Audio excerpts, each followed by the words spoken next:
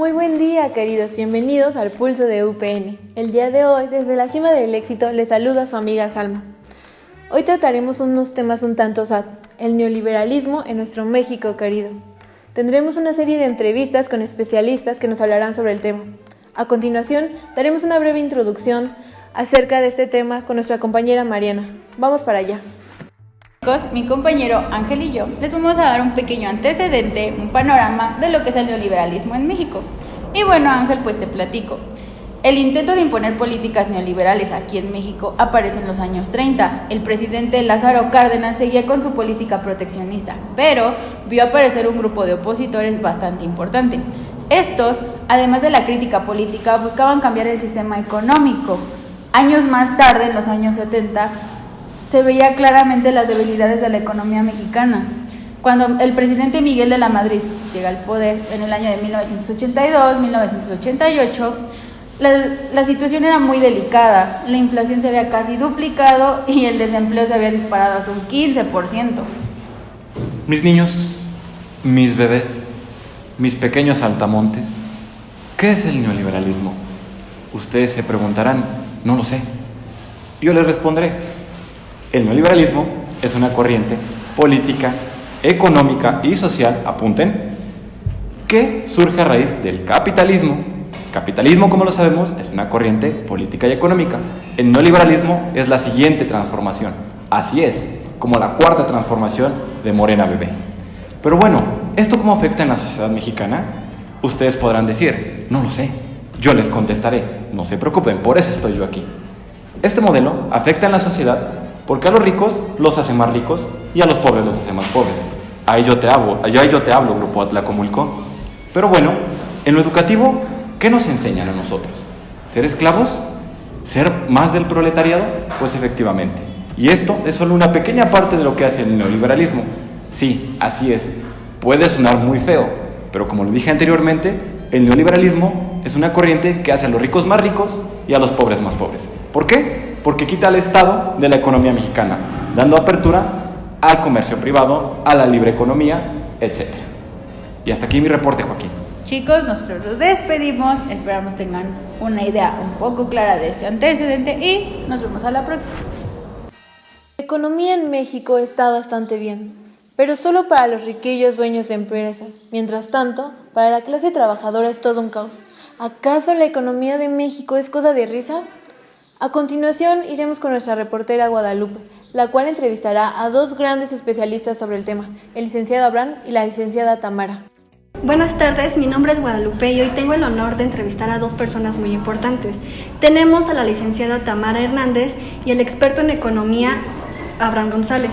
Nos van a hablar sobre la economía de nuestro país. Abraham, ¿nos puedes hablar sobre a qué se refiere la reducción de legislación proteccionista? Claro, esta habla de que el Estado protege la economía mexicana, pero en cuestión de las empresas públicas, las mayorías pasan a ser vendidas al sector privado. Muy bien. Licenciada, ¿nos puedes hablar sobre las empresas? Ya que se reduce la legislación proteccionista, las empresas públicas se convierten a privadas, entre ellas es Bimbo, Ferromex, Telmex y Pemex. Y para 1989, ¿qué fue lo que pasó con ellas? De las 1.155 empresas preestatales que estaban en actividad, 6 años después solamente habían 196. Oh, vaya. ¿Nos puedes hablar sobre el significado de las siglas GATT o el GATT? Claro, el GATT nos habla sobre el Acuerdo General de Aranceles y Comercios. ¿Y ese acuerdo en qué afectó a México? Tuvo un efecto que fue positivo económicamente y pretendía eliminar aranceles y permisos de exportación. Oh, muy interesante. Para cerrar esta pequeña entrevista, quisiera saber sobre qué impacto tuvo el TLC que México firmó con Estados Unidos y Canadá. Claro, las empresas reflejaban un 18.5%, que es el PIB, y pretendían generar un 10% más de empleos para la población mexicana. Con esto cerramos todo. Gracias por asistir y gracias. ¿Acaso el Ejército Zapatista de Liberación Nacional busca visibilizar la lucha de indígenas o solo dividir a la izquierda para obtener el poder? A continuación, iremos con nuestra conductora Angélica Rodríguez, que se encuentra en el estado de Chiapas. Gracias, Alma. Me encuentro en la Sierra Chapaneca con los representantes del Ejército Zapatista de Liberación Nacional. Recordemos que este movimiento surgió en 1994. Voy a pasar a hacerle una pequeña entrevista a los representantes. Tardes. ¿Qué significa el Ejército Zapatista de Liberación Nacional en el tema indígena? Pues esta organización está mayormente conformada por indígenas, los cuales se levantaron armas por democracia, libertad y justicia para México. Dentro de los pueblos mexicanos, los indígenas están siendo olvidados. Este es un reconocimiento a sus derechos y a su cultura. Entiendo que buscan modos de vida alternativos. ¿Cuáles son estas formas? Pues justamente sí, en este caso, gracias a la comunidad podemos forjar sistemas de educación, de salud, de agroagricultura. También estamos en pie de lucha. Estos temas revolucionarios ¿en qué creen que haya influido en la población mexicana? Pues en la mentalidad de las personas, para poder dar una mejor vida a las poblaciones menos favorecidas. Muchas gracias. Subcomandante Marcos, ¿me puede hablar un poco sobre usted, por favor? Mi verdadero nombre es Rafael Guillén, mejor conocido como Subcomandante Marcos o Subcomandante Galeano.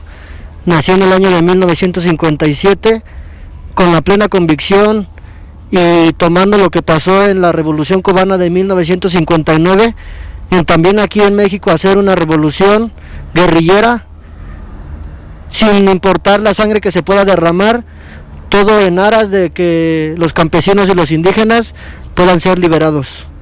Muchas gracias. Y bueno, Salma, así es como se vive aquí en la Sierra Chapaneca. Regreso contigo a foro. Muchas gracias. La educación en México es como una mujer bonita. Solo está disponible si tienes un chingo de lana o le intentas muy duro.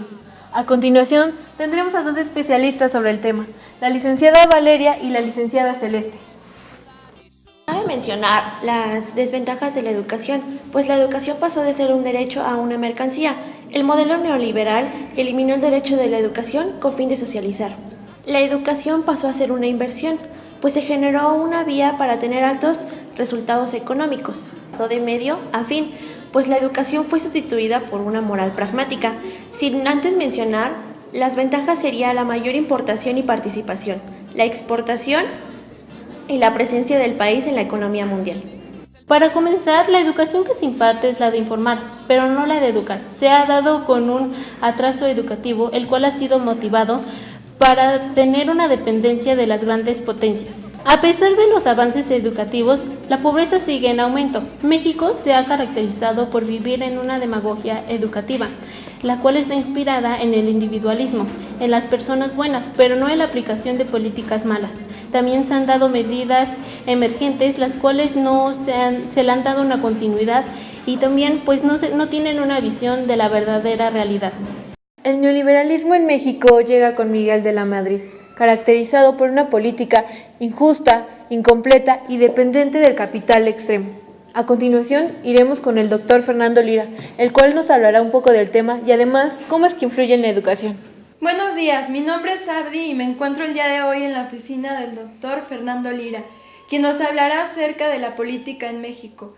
¿Me puede decir su origen es eminentemente económico o político? Pues mire, tiene de las dos. Nace de la economía porque es un nuevo liberalismo y a partir de eso se liberan los mercados en la época de los 60s y 70s. Pero también es político porque lleva una carga de liberación del gobierno, dejar de mantener al pueblo y que el pueblo vaya produciendo lo que necesita para él mismo. Y en el caso de México, ¿podría decirme en qué época social, económica y política surge el neoliberalismo? Pues fíjese que principalmente cuando platicábamos usted y yo antes de esta entrevista, nace en la época del señor Miguel de la Madrid y del señor Carlos Salinas de Gortari. O sea, casi 20 años después de que se empieza a implementar en el mundo, se toma en México esta parte fundamental. ¿Y el neoliberalismo mexicano es antagónico, democrático o...? Es antagónico a otros países. ¿Por qué? Porque no lo estamos llevando como tal. La parte fundamental es que nosotros dejamos, vamos a llamarle, al gobierno meter su cuchara, por decirlo así, en lo que es la cuestión económica, y en otros países liberan completamente eso. y es democrático no podría ser porque afecta directamente al pueblo, y es autocrático porque se impone directamente de la cúpula empresarial y de la cúpula económica y política. ¿Cómo considera que se asocia el neoliberalismo en la política? Fíjese que se asocia de una manera en que las políticas van beneficiando al empresario, y este empresario se va financiando no solamente de los negocios que hace, sino que va financiándose de los impuestos que está pagando el pueblo, que él absorbe la mayoría y a él lo dejan libre para que siga ganando o obteniendo ganancias. Muchas gracias, doctor Fernando Lira, me pareció muy interesante. Muchas gracias a usted. Hola, buenos días, mi nombre es Lady. En estos momentos nos encontramos con el doctor Fernando Lira, el cual le vamos a realizar unas pequeñas preguntas ya que nos interesa saber su opinión respecto a la educación. Profesor, hola. Buen día. ¿Cómo cree que ha influido o afectado el neoliberalismo en la educación actualmente en nuestro país? Pues mire, al hablar de neoliberalismo hablamos de un cambio de políticas y un cambio de políticas económicas. Entonces la educación se ha manejado a nivel público de una manera muy cauta y a nivel privado ha aumentado. Me explico. Se ha dejado al libre mercado la oferta educativa y eso ha afectado mucho al país, porque en el caso de usted que estudia en la UPN nos ponen en el número de situaciones para poder egresar, y en las escuelas particulares los liberan para que sea muy rápida su titulación y puedan ingresar al campo de trabajo. Esa es una. Por otro lado, el costo de la educación es muy alto. Por el aspecto económico, los libros que se compran, y aunque sean a nivel electrónico, son caros para la gente que está en educación pública, y para la gente que está en educación privada, pues obviamente el costo lo absorbe la propia universidad de las cuotas que tiene y presentan una biblioteca completa. Y por otro lado, pues también la parte fundamental del empleo. En su experiencia como profesor a nivel superior, ¿qué cree que le espera a las nuevas generaciones? Pues mire, le espera arduo trabajo a las generaciones de las escuelas públicas. ¿Por qué? Porque están compitiendo contra unas escuelas que tienen vínculos, ahora sí, económicos con las empresas. Pero también por otro lado se espera una prosperidad, no por el nuevo cambio de gobierno, sino por la parte fundamental de que el mercado puede abrirse, puede venir una mejora económica y entonces habría un poquito más de empleos. Y por otro lado, la mejora de sueldos con el aumento del salario mínimo que se está dando, la mejora de sueldos hacia profesores en el caso de UPN, y en el caso de otras profesiones la mejora de sueldo. ¿Qué implicaría esto? Pues que la educación estaría dando los mismos resultados, no que en los años anteriores, estoy hablando de los años 50 y 60, pero sí estaría mejorando un poquito la calidad de vida de los estudiantes egresados de una profesión. Ok, pues muchas gracias por su colaboración, por sus puntos de vista y pues gracias. No, gracias a usted. La cultura es un tema de mucha importancia. A lo largo del tiempo, con la entrada del neoliberalismo, se ha perdido un poco de esta. A continuación, pasaremos con nuestra reportera Luisa, que se encuentra con un experto que nos hablará sobre el tema. Muchas gracias, Alma. Aquí estamos con el licenciado Israel Durán, experto en cultura, que nos va a hablar un poco sobre el tema. Le voy a hacer una serie de preguntas. Buenas tardes. Buenas tardes. ¿Cómo afectó el neoliberalismo a la sociedad y en qué aspectos? Bueno, más que nada ha afectado a la sociedad por cómo se comunican las personas, la sociedad, en este caso las familias o los centros culturales. ¿Cómo la afecta? Ok, podemos ver que el neoliberalismo promueve la tecnología. Hay personas que están más, un ejemplo muy bardo, en el celular, que interactuando físicamente con sus familiares o con el entorno social en este caso. Muy bien. ¿Cuál es el prototipo del ciudadano libre? Ok, el neoliberalismo ve a una persona o un individuo como un ente, un animal político más que nada, y con libre albedrío. ¿Cuál es el papel que juega la televisión en la cultura neoliberalista? Pues como podemos encontrar en todos los medios de comunicación, es muy importante más que nada. ¿Por qué? Porque como su nombre lo dice, es un medio de comunicación, es un medio por el cual se puede llegar a más personas. En este caso, el neoliberalismo lo usa mucho para entrar a más hogares. ¿Cuáles son los avances que ha tenido la modernidad?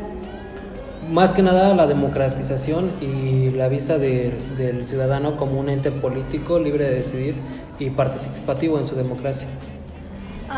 ¿El neoliberalismo ha reducido la cultura? Como tal no la ha reducido, lo que sí ha reducido un poco es la calidad del trabajo de los artistas, pero hay uno que otro buen trabajo. Ok, muchas gracias. De nada. Regresamos contigo, Salma. Bueno chicos, damos por concluido el tema de hoy, no sin antes recordarles que los quiero y los quiero ver triunfar. Hasta la vista.